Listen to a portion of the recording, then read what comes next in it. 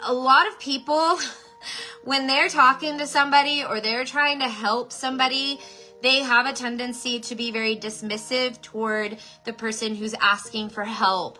And I believe as a tarot reader, it's important to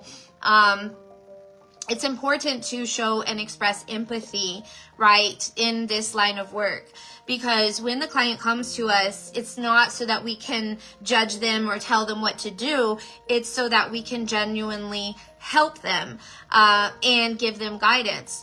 We're just a messenger, right? It's their life at the end of the day. We're just giving advice to them and letting them know what they can anticipate in the energy when it comes to what on their path and their journey, right? So I think it's very important to distinguish that. I've received a lot of training for expressing empathy. It's something that you have to put into practice and be mindful about being intentional of practicing that empathy, even in your everyday life, right? Like, there's a lot of people in this world who have a tendency to not check themselves and be very dismissive because they don't understand what that other soul, what that other human being is going through.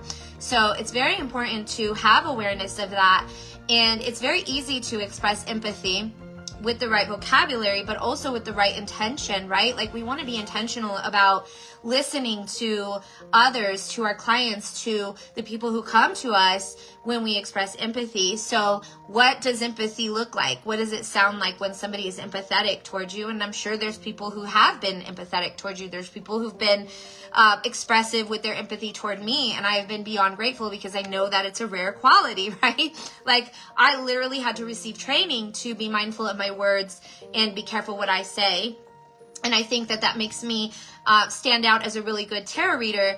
So when people come to me, they know that they're not getting judgment. They're receiving compassion and, most importantly, empathy. So how can you talk in a way that's empathetic to our clients, that they have that receptivity?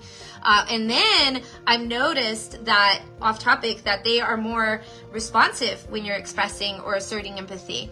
So you could say, like, if they're telling you, you know, I lost my job, my husband left me, I'm really lost right now, you can say something along the lines of, like, oh man, that's really hard to hear. I'm so sorry that you're going through that. That must feel very frustrating. So you're not assuming, you're just kind of relating, but you're also not absorbing. And it's a really good approach to have them just take that space to be able to vent to you or to seek insight or guidance. But I noticed that they open up right away, because we're not looking at people like they're dollar signs, right? Like, yeah, it's important. Energy exchange is important. I get it. But they're not just dollar signs. They're actual people living actual lives who are going through actual things. And there are things that we don't understand because we're not in that situation, but it's so important to be mindful and intentional of trying to understand their situation so that we can help them in the best way that we can.